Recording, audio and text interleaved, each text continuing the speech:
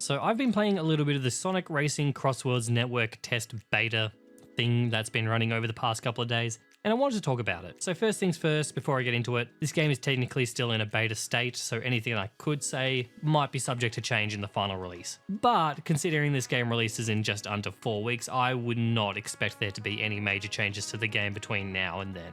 So to start off, I do want to say that I kind of did like what I played of this game. The car racing itself feels pretty alright to drive. Despite the driving being the main mechanic of the game, I kind of had the least amount of things to say about it. It's fine, I like how it feels, but there isn't really a huge amount of depth to the moment-to-moment gameplay. It's pretty stock standard kart racer stuff. Like most kart races, it does feel pretty chaotic, especially when you play online, which I do have to commend. I really think the netcode of this game is pretty good. I experienced no weird online lag or disconnections while playing the multiplayer. It was impressively smooth. Again, like most other kart races, item balance is just kind of all over the show, and the badge slash perk system that lets you start the game with some kind of overpowered items and ways that affect your performance doesn't really help that fact. The main gimmick of Sonic Racing Crossworlds is the Crossworlds tracks. So what essentially happens is during the second lap of any track that you are driving, 2 portals will open, and the player who is in first place is able to choose one of the portals, which changes the second lap of the race to a completely different track. I think there is about a pool of about 15 Crossworld tracks overall, so the second lap of any given track could be quite a wide variety of different things. It's a cool enough gimmick that does a decent job of helping keep the racetracks from getting stale too fast. The problem this raises though is that it's hard for the individual tracks to have that much of an identity as you spend, 1/3 of each racetrack inside a different racetrack. And that problem only kind of compounds when all of the individual tracks feel very short. The 2 modes available during this network beta test thing were a single player Grand Prix mode and a multiplayer single race mode. The single player Grand Prix stuff is fun. A Grand Prix in this game consists of 4 tracks, 3 individual tracks, and the final track is a mixture of 1 lap from the previous 3 tracks that you played in the Grand Prix, which could be considered a bit lazy, but I do like the idea overall.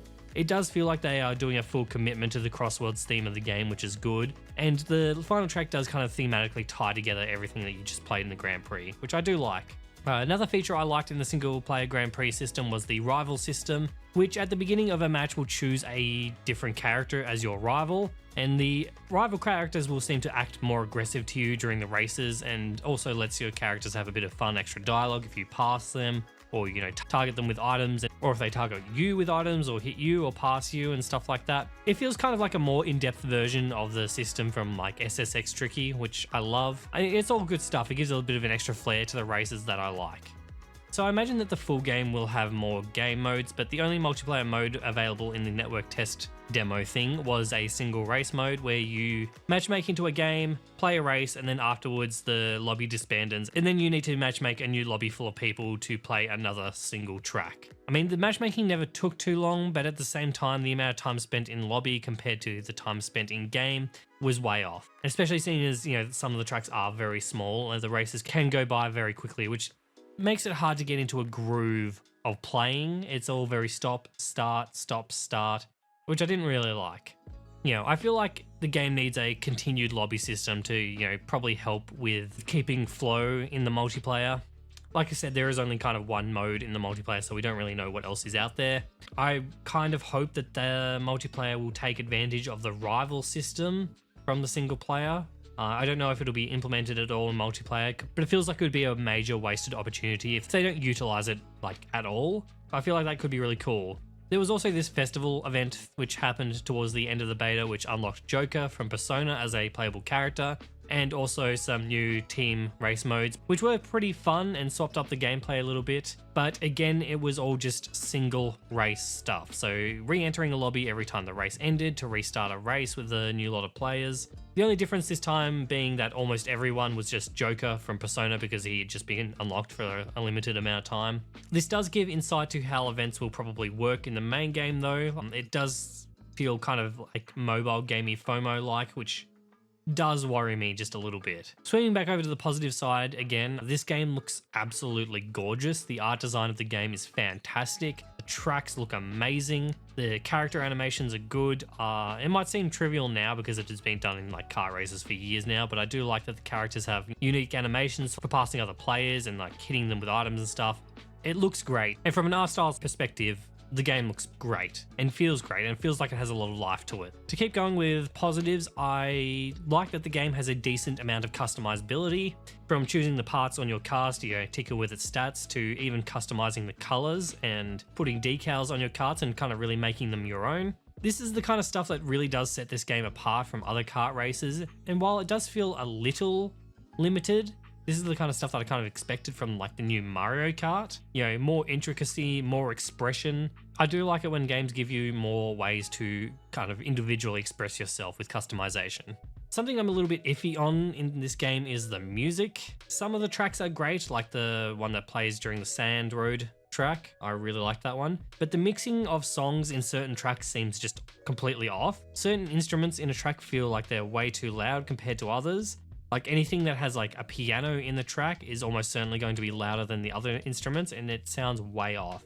Also, the transitioning between music tracks when entering in and out of Crossworlds is not smooth, and the track's volume does not match half the time. Sometimes you'll have a track that is much quieter, transitioning into a louder track, which can be extremely jarring. Look, this just could be a me thing, but I'd be interested to see if anyone else thinks this.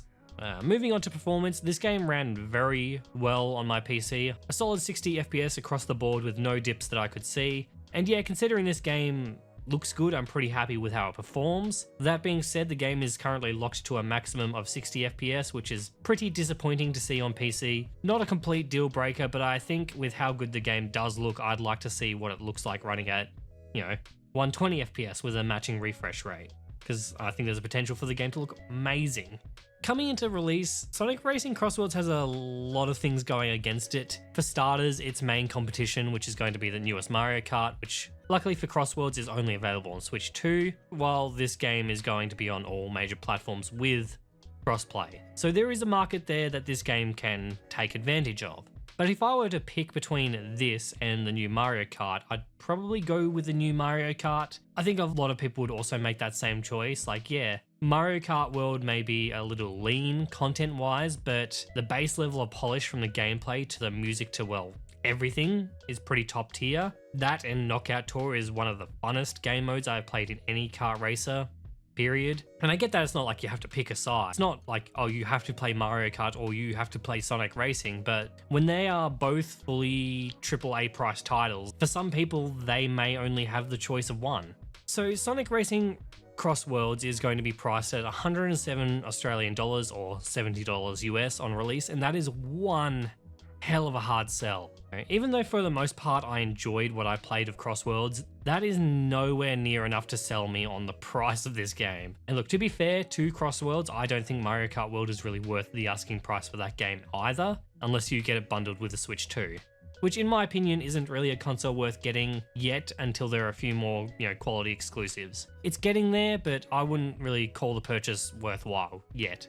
At least to me. And look, even if I could somehow do the, mental gymnastics to convince myself to buy this game, and with the future Pac-Man DLC, the Persona and the Yakuza crossovers, I'm really trying my hardest not to entertain the idea of buying it, but there's not a chance in hell I could convince any of my friends to buy it as well, which is probably one of the main reasons I'd want to play this. I played about an hour of multiplayer with a friend, and that was a lot of fun. I would say that this game needs to be at least maybe $30 cheaper before I would be confident in purchasing this game, based on what I've played from this beta. It's not bad, but I do think that this game might be overvaluing itself. So this is going to be a wait and see for me. If early signs look like really good from the first, week or so of player reception, or on the, low chance that Sega sends me a key for this game, I doubt I'll be playing it anywhere near release, and we'll probably wait for a sale for this one. Thanks for watching this video. If you made it this far, please leave it a like and subscribe if you're new. Appreciate it. If you have played the Sonic Racing Crossworlds beta, then let me know what you thought. Are you going to buy it? Why? Or, why not? Many thanks to my YouTube members Controlled Killer, Melodia, Jingles, and Methlike, absolute legends. And if you think my content is worth supporting just that little bit extra, then the option is there as a YouTube member. Perks are on the screen. I also have a free to enter Discord as well as a Steam curator page. If you're interested in checking those things out, then links are in the description down below.